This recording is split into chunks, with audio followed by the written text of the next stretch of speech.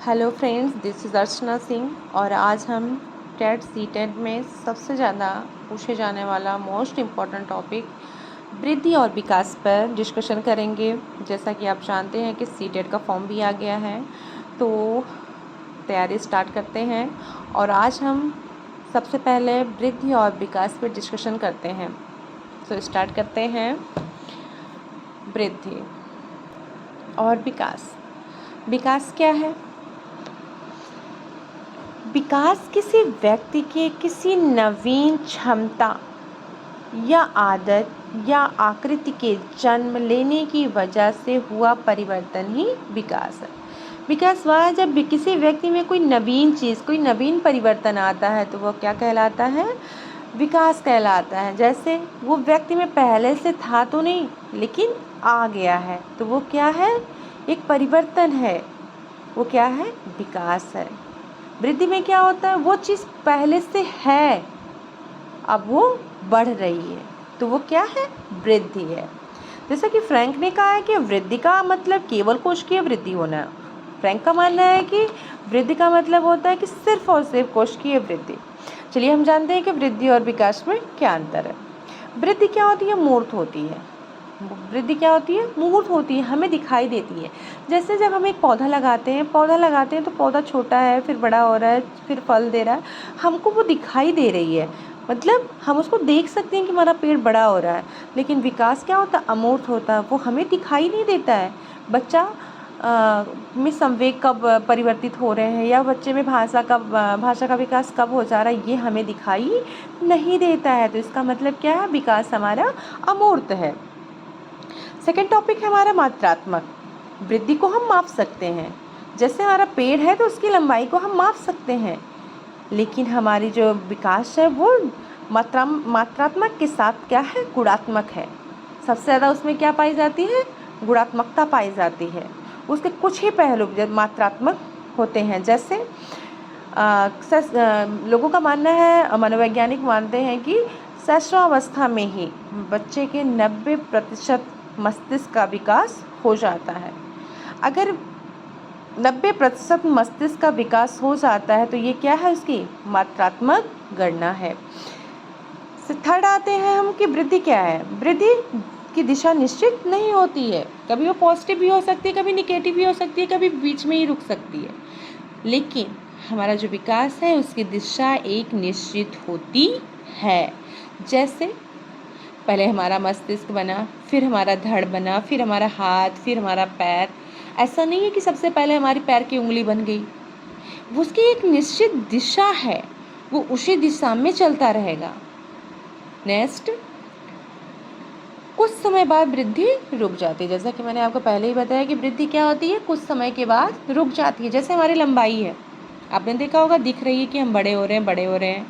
आपके घर में बच्चे हैं, आपने देखा कि बड़े हो रहे हैं, बड़े अचानक रुक जाते हैं। तो हमारा क्या होता है? वृद्धि हमारी रुक गई। और क्या होता है? विकास आजीवन चलता रहता है, वो कभी रुकता नहीं है। जैसे हमने लाइफ में अपने क्या सीखा, हम हर दिन कुछ ना कुछ सीखते हैं। बुढ़ापे तक, मरने की अवस्था तक हम कुछ ना कुछ सीखते रहते हैं। तो इसलिए क्या है? हमारा जो विकास है जीवन चलता रहता है। वृद्धि क्या होती है? निर्भरता से आत्मनिर्भरता की ओर जाती है। मोस्ट इंपॉर्टेंट क्वेश्चन ये हमेशा से पूछा जाने वाला है कि वृद्धि निर्भरता से आत्मनिर्भरता की ओर जाती है। और विकास क्या होते हैं? विशिष्ट से सामान्य की ओर जाता है। विकास में क्या होता है कि विशिष्ट से सामान्य की ओर जाता है।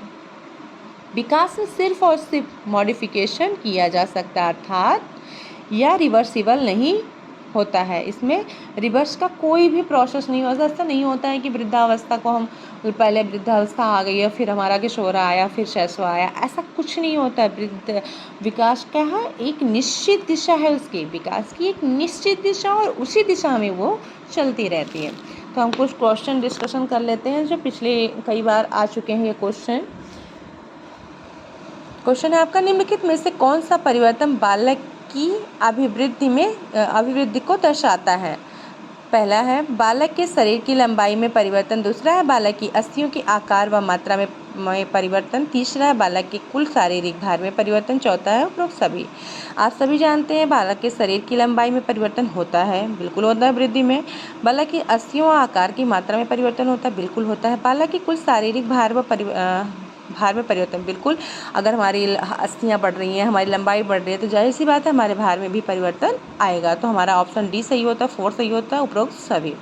अगला क्वेश्चन है विकास के संबंध में कौन सा कथन सही है। पहला है विकास में अभिवृद्धि निहित रहती है, दूसरा है विकास सतत परिवर्तन की प्रक्रिया है, तीसरा है विकास में सभी परिवर्तन निश्चयात्मक होते हैं, और चौथा है विकास से एक जीवन पर्यंत चलने वाली प्रक्रिया है।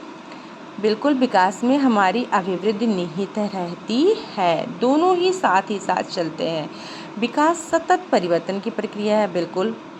हम हर दिन कुछ ना कुछ सीख रहे हैं, हर दिन हमें परिवर्तन होता रहता है। हमारी भाषा, पहले हम रोना सीख रहे हैं, मतलब बच्चा रोता है फिर तुरंत बोलने तो नहीं लगता ना, फिर उसका भाषा का विकास होता है, मतलब परिवर्तित होती रहती है।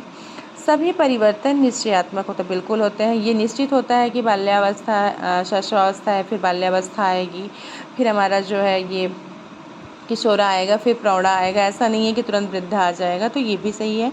विकास एक जीवन पर्यंत चलने वाली प्रक्रिया है, बिल्कुल। जब तक इंसान जिंदा रहता है वो कुछ ना कुछ सीखता रहता है, इसलिए विकास हमेशा चलने वाली प्रक्रिया है। तो हमारे ऑप्शन है केवल 1 सही है, केवल 2 सही है, केवल 1 और 2 सही है, चौथा उपर्युक्त सभी सही है। बिल्कुल, ये चौथा सही है, उपर्युक्त सभी सही है। Okay, thank you. अगर आपको ये मेरी वीडियो पसंद आती है तो आप कमेंट ज़रूर करिएगा, लाइक करिएगा, शेयर करिएगा। अगर आपको ये अच्छी लग रही है वीडियो तो आप कमेंट करिएगा, और हम जो है पुराने जो भी क्वेश्चन आए हुए हैं वृद्धि और विकास से रिलेटेड आपको सॉल्व करा देंगे। Okay, thank you.